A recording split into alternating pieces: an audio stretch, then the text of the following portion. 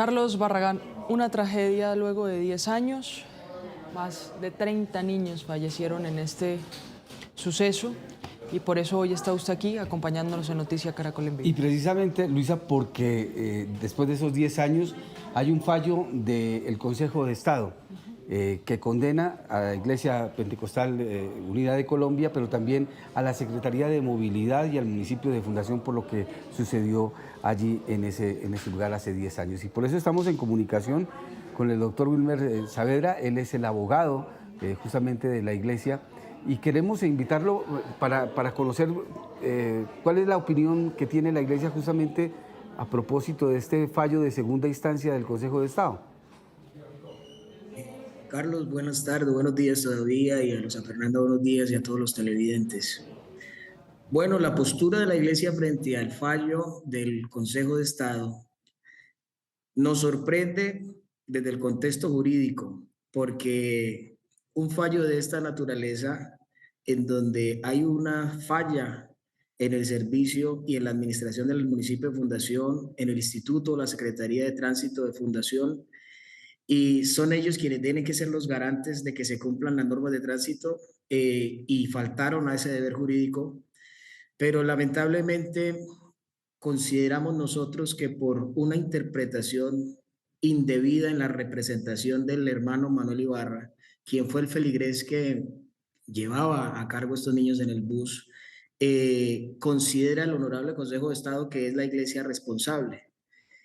Y en ese contexto, Carlos, hay un principio que es el principio de confianza legítima, y es que todo ciudadano, cuando hace uso de un transporte público, por el principio de confianza legítima, considera que ese carro está habilitado para funcionar, y esta buseta se parqueaba cerca del Instituto de Tránsito de Fundación.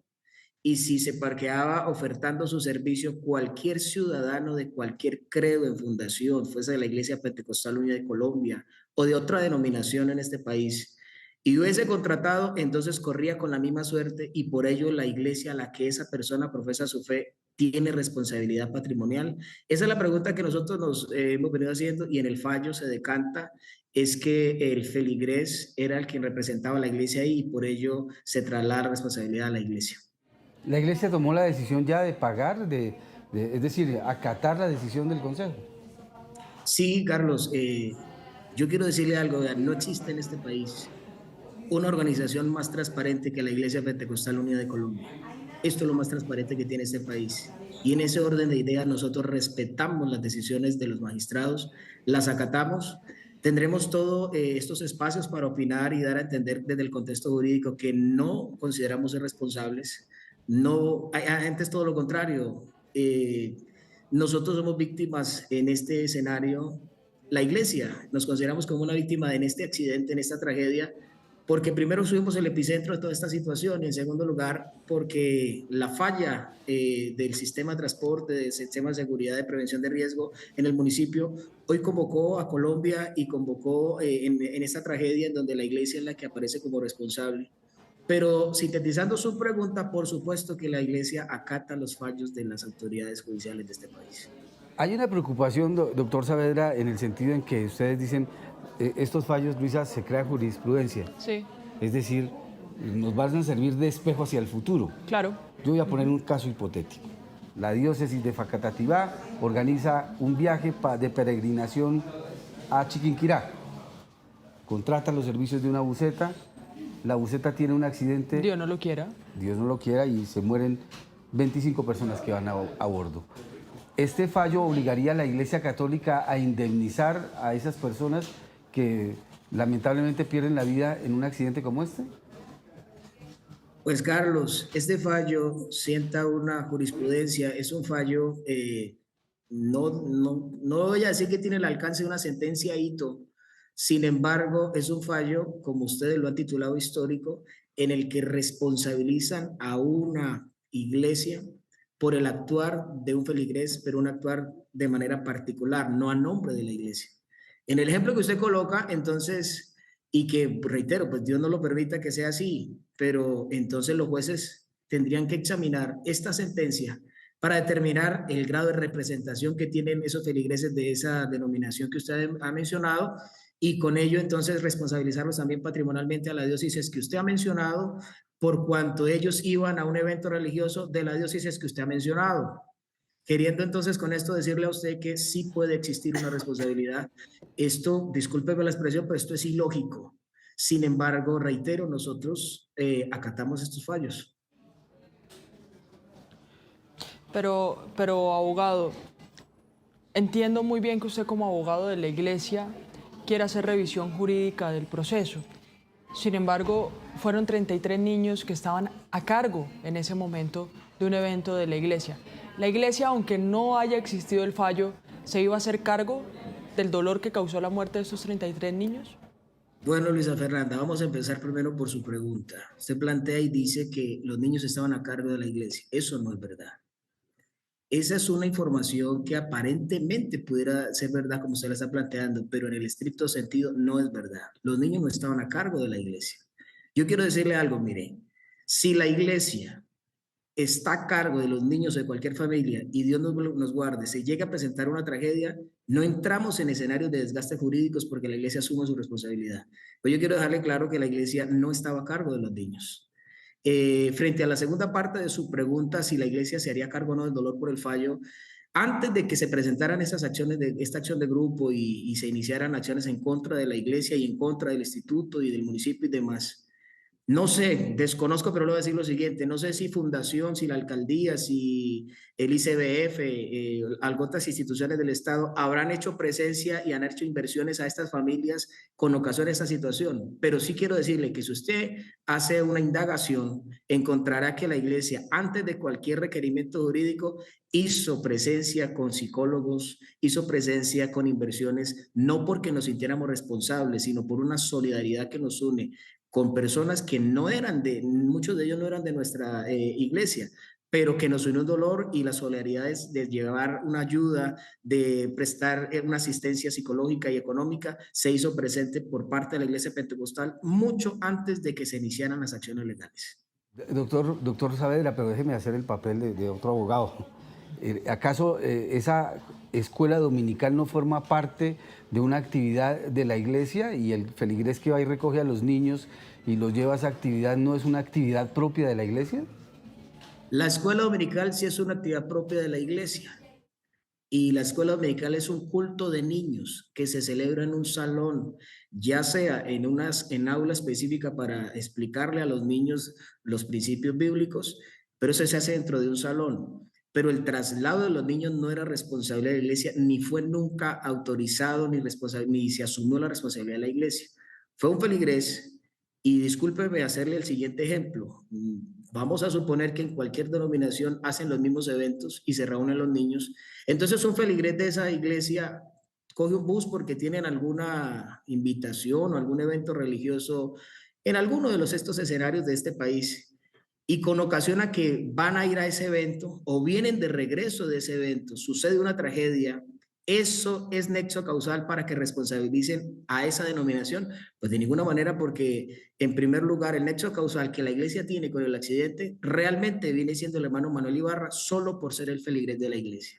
Y yo aprovecho para decir lo siguiente en este espacio, y es que desde la primera instancia, en la segunda instancia y aún en los resúmenes o en las consideraciones de la sentencia, uno encuentra que los señores magistrados consideraban al hermano Manuel Ibarra como un sacerdote, como un líder religioso, como un pastor, y él no fue pastor de la iglesia nunca, no fue sacerdote, nosotros no tenemos sacerdotes. Él fue un feligrés que desarrollaba voluntariamente, como en cualquier denominación de ese país, un servicio, y ese servicio era la iglesia, pero la iglesia no puede responder por las actuaciones de los feligreses a título particular.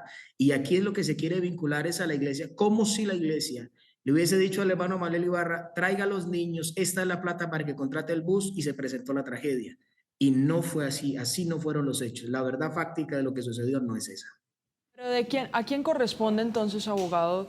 Yo entiendo lo del feligrés, yo entiendo que es un tema de voluntariado y que imagino que a ninguna persona le pasa por la cabeza estar como protagonista o como involucrado en una tragedia tal en donde se pierda la vida 33 niños. Nadie quisiera pasar por eso, menos en un proceso de voluntariado. Pero ¿quién contrata la buseta? ¿Quién es el encargado de revisar si están los papeles o no al día? Si el señor que la manejaba tenía o no tenía licencia. Bien, Luisa Fernanda, vamos por partes nuevamente para decirle lo siguiente. Cuando usted toma un transporte de servicio público, usted le pregunta al chofer, ¿usted tiene el SO al día? ¿Usted tiene la tarjeta de operación al día? ¿Usted tiene el técnico mecánico al día? Reitero nuevamente, hay un principio en el derecho que se llama el principio de confianza legítima que a usted y a mí nos hace pensar que la Secretaría de Tránsito de la ciudad de Bogotá o de cualquier municipio de este país hace su papel de vigilancia y control en el servicio de transporte público. Entonces, quien tiene la responsabilidad inicial y directa es la Secretaría de verificar que esa buseta que estaba ahí Sí. parqueada ofertando su servicio a cualquier persona en fundación cumple los requisitos exigidos por la ley. Sí, Ahora, abogado, frente a pero su segunda pregunta, sí. discúlpeme, frente a su segunda pregunta con respecto a quién directamente fue a contratar, fue el hermano Manuel Ibarra. ¿Cómo lo hizo? Lo desconocemos hasta el día de hoy. Pero No uno lo de chévere, pasó, abogado, no lo mandó el representante de la perdóneme, Iglesia. pero de chévere uno se lleva 60 niños y los recoge y de querido hoy los lleva a la iglesia. Yo creo que ahí también debía haber un conocimiento del pastor de la Sí. iglesia de fundación de que le iban a llevar 60 No, niños. además, Carlitos, es que yo le entiendo, y le repito, abogado, yo entiendo su postura jurídica, claro, es su trabajo, pero el de nosotros también es preguntar y le agradecemos de verdad el espacio aquí. Y por eso una cosa es que yo me suba a un servicio de Transmilenio, a que coja una buseta en la calle, porque entiendo yo que es un servicio público y como servicio público que está autorizado debe tener todos sus papeles al día. Pero otra muy distinta es que, no sé, organice yo un evento familiar y decida contratar un servicio público como lo es el transporte, pero de manera privada. Soy yo la que está contratando ese servicio, la responsable de preguntarle, señores de la empresa de la buseta, ¿ustedes tienen los papeles al día? ¿El señor conductor tiene licencia? Es muy distinto coger un transporte público en la vía a contratarlo para un servicio en especial. Sin duda alguna, por eso nosotros, cuando la iglesia asume esa obligación, nosotros tenemos un protocolo que se llama protocolo CEPRI, y es un protocolo de seguridad y prevención de riesgo, y aquí deben llegar todos los documentos legales para que esa empresa pueda funcionar prestando el servicio de transporte público. Y aquí se solicitan todos esos documentos, SOA, técnico mecánico, tarjeta de operación, pólizas de seguro contractual y extracontractual, porque asumimos la responsabilidad. Para el caso puntual de su pregunta y lo que decía ahorita Carlos, que si, perdón, repito sus palabras, Carlos, de chévere hoy recoge 60 niños, no, es que no es así. Y no es así por una razón fundamental. Y es que el hermano Ibarra, que dicho sea de paso, ya duerme en el Señor, él lo hacía a título personal y no lo hacía solo con temas de la iglesia, lo hacía con muchos temas por su espíritu altruista, filantrópico, era que él actuaba de esa manera. Pero no por ello la iglesia tenía la autonomía de decirle, con sus propios recursos le prohibimos que regale mercados o le prohibimos que traiga niños al culto. No, eso no lo hace la iglesia. Pero no por ello tampoco la iglesia tiene que asumir al decir, como con sus propios recursos usted contrató un bus, entonces ahora nosotros asumimos las consecuencias. Tampoco puede ser así. Doctor Saavedra, el fallo no tiene apelación, pero se podría pedir una adición, una aclaración. ¿Ustedes han solicitado algún tipo de estos elementos al Consejo de Estado, pensando en que también hay como cacería, mi querida Luisa, como personas que queriéndose aprovechar del fallo, a ver, ¿cómo diríamos? Pescar en río revuelto y declararse en ese momento víctima y tratar de buscar una indemnización. Claro. ¿Ustedes han pedido algún tipo de aclaración en ese sentido, doctor? Carlos, no, vean, sale la sentencia en diciembre de este año, la sentencia de segunda instancia. Recuerden que es una acción de grupo, o recordemos mejor que es una acción de grupo.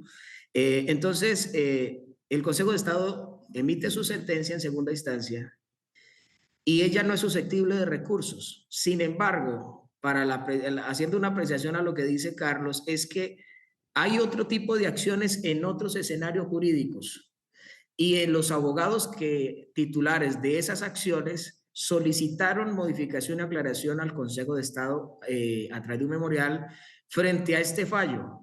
Unos reconociendo que se les reconocerá a ellos también como parte.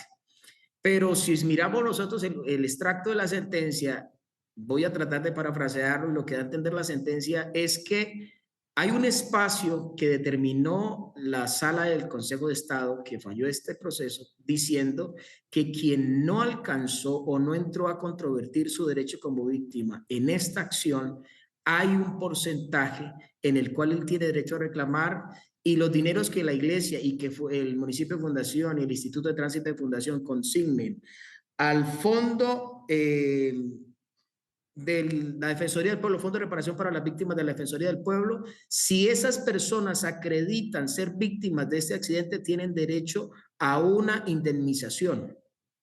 Queriendo con ello entonces que cualquier persona que se considere que no estuvo o no la tuvieron en cuenta en este proceso y no estuvo dentro de las discusiones de esta litis, puede solicitar indemnización porque así lo estableció esta sentencia.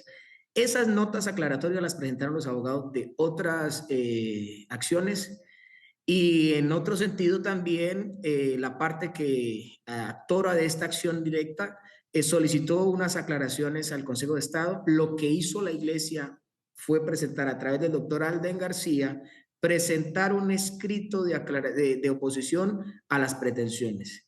Y yo quiero decir algo más acá con respecto a este tema, y es que si bien es cierto, existe en el derecho un principio de que nadie puede ser juzgado dos veces por los mismos hechos, la Iglesia tiene todo en este momento la disposición de cumplir con este fallo en aras de cerrar este capítulo que ha sido tan doloroso para todos nosotros.